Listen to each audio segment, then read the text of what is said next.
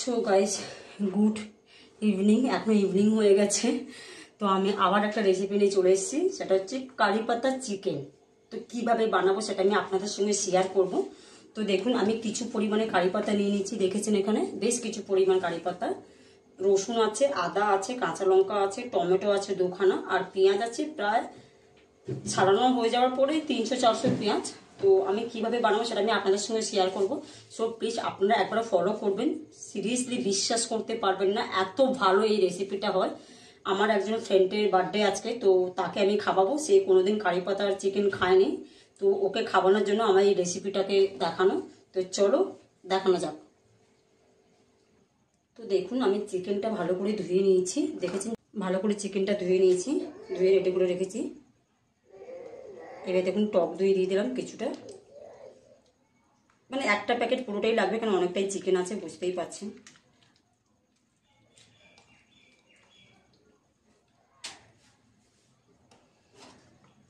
পেঁয়াজ দিয়ে দেবো সবকটাই, টমেটোও অ্যাড করব,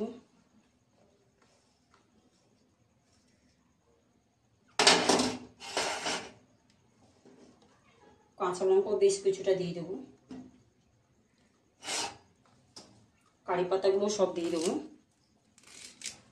ভালো করে কিন্তু দেখে ধুয়ে নেবেন, কারণ কারি পাতার মধ্যে কিন্তু অনেকটা পোকা থাকে, কিন্তু সেটা নিশ্চয়ই আপনারা খুব ভালো করে জানেন। একদম ভালো করে বেছে নেবেন, কেন এটা শরীরের জন্য খুবই খারাপ।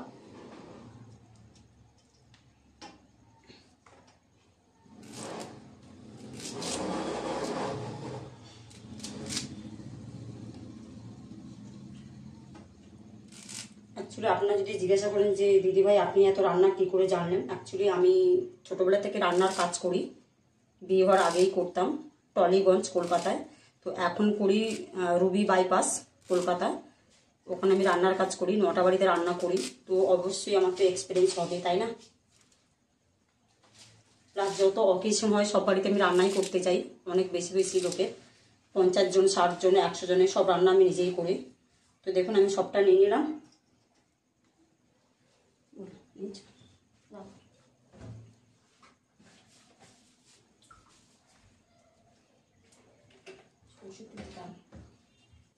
দেখুন, কিছুটা সর্ষে তেল আমি এর মধ্যে দেবো, আর কিছুটা ফোড়নে দেবো।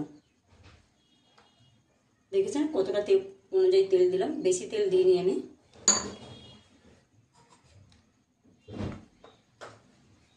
এখানে দেখুন নুন আছে, হলুদ গুঁড়ো আছে, লঙ্কার গুঁড়ো আছে, তো পুরোটাই আমি দিয়ে দেবো।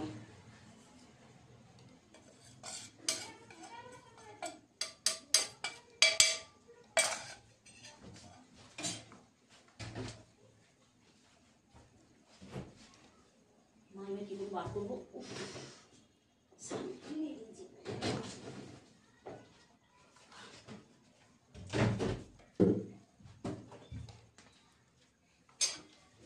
দেখুন এটা হচ্ছে জিরের গুঁড়ো, জিরের গুঁড়ো অ্যাড করব।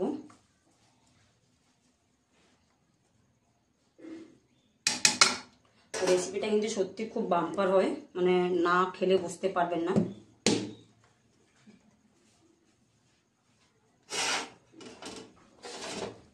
চলো এটা ভালো করে একটু মাখিয়ে নিই।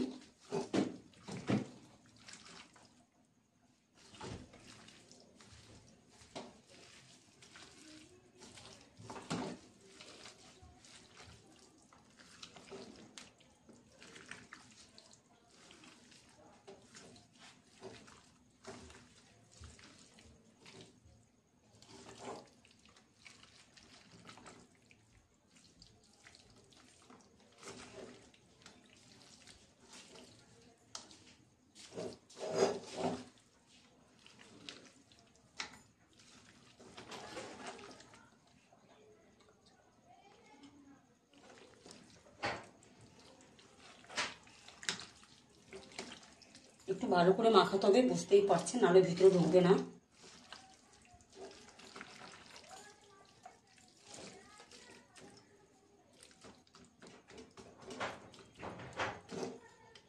মাখা হয়ে গেছে, আমি এটাকে 10 থেকে 15 মিনিট জাস্ট ঢেকে রেখে দেবো।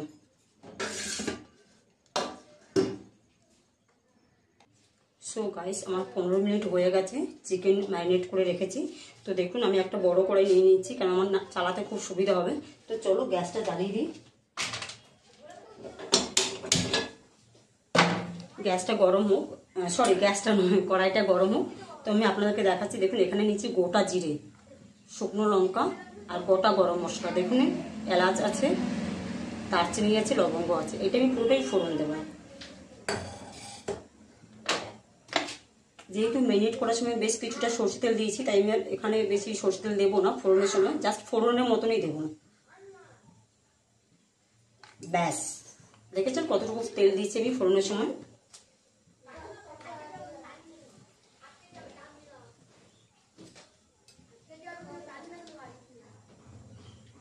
চিকেন কাটলেট হবে।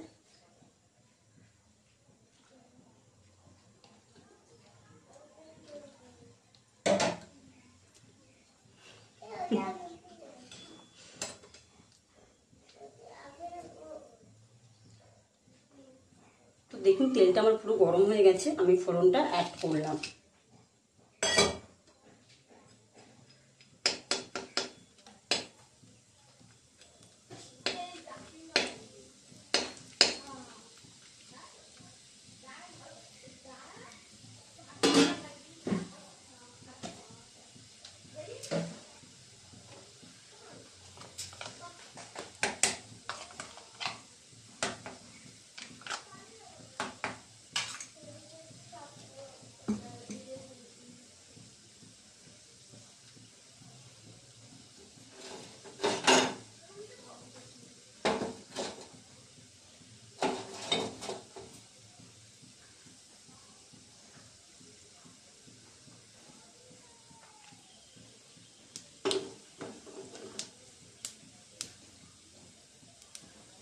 দেখুন ফোড়নটা পুরো লাল লাল হয়ে গেছে। এবার দেখুন এই যে আদা রসুনের পেস্ট ম্যাক্সিমাম 2 থেকে 3 চামচ, মানে এই যে স্পুন চামচগুলো হয় 2 থেকে 3 চামচ, এটা আমি অ্যাড করবো।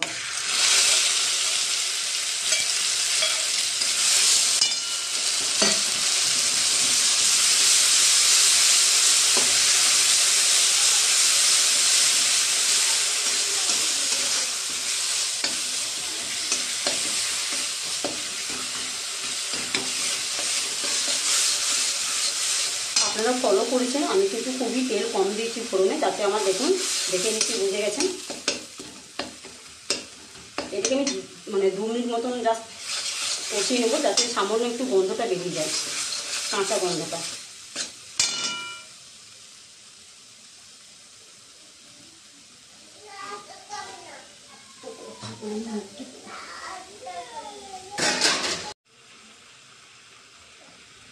এবার আমি একটু ঢাকা দিয়ে দেবো, জাস্ট 5 থেকে 10 মিনিটের মতন।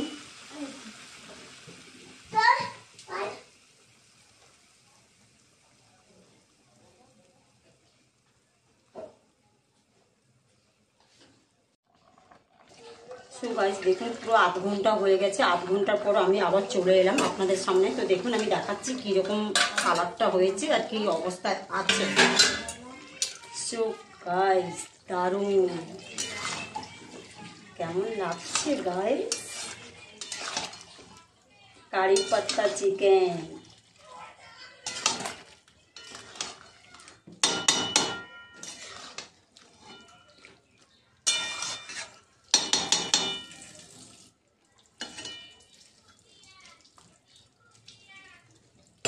তো চলো গাইস আবার আমি ঢাকা দিয়ে দিই আবার আধ ঘন্টার মতন, কারণ কি আমি খুবই কম আঁচ করে করছি যাতে টেস্ট হয় খুব ভালো আর ভালো খেতে হবে। আমাদের ঢাকনাটা ছোট হয়ে গেছে, কোনো ব্যাপার নয়, ম্যানেজ হয়ে যাবে, ম্যানেজ করতে হবে। চলো আবার আসছি। সো গাইস আবার আধ ঘন্টার পর চলে এসেছি আমি। তো দেখুন রান্না করতে করতে আমার রাত হয়ে গেল, এখন বাজে টাইমিং 6:30। তো দেখুন আধ ঘন্টা পর আবার চলে এসেছি। এইবার চিকেনের কালার আর তার চেহারাটা কি অবস্থায় বানিয়েছি সেটা দেখার জন্য। সবার ফার্স্ট দেখবো আমার আলুটা হয়েছে কিনা। ইয়েস গাইস আলু হয়ে গেছে, চিকেনটাও দারুণ দেখতে লাগছে গাইস। ওয়াও,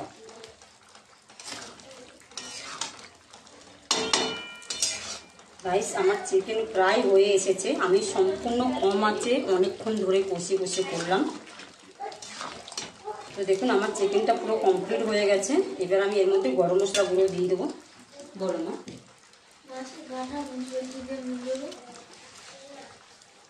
দাম উঠবে কেন? কি বলছিস তুই? কি বলছিস? কথা দিয়ে আসবি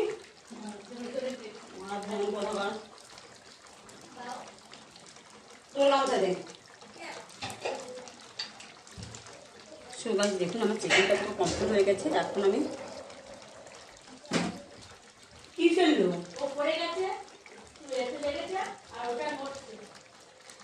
তোর কথাকে একটু ডাকতো ভাই, এলো অনেক কাঁচি জিনিস সব আমার মানে কি বাঁদর ছেড়ে মারি তোর একটা।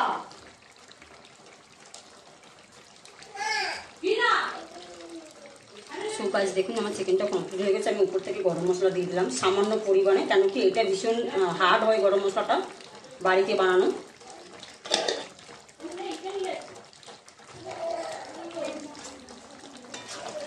তো তাহলে চিকেন কমপ্লিট। আমি একটা আলু পুরো টোটাল গলিয়ে দেবো, তাহলে জিনিসটা একটু ভালো হয়।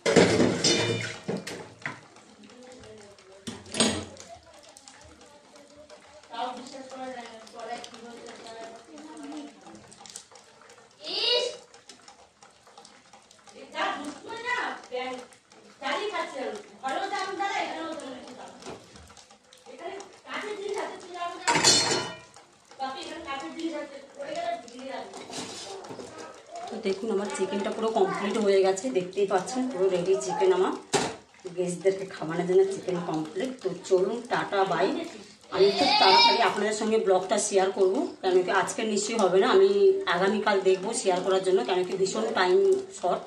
তো চলো টাটা।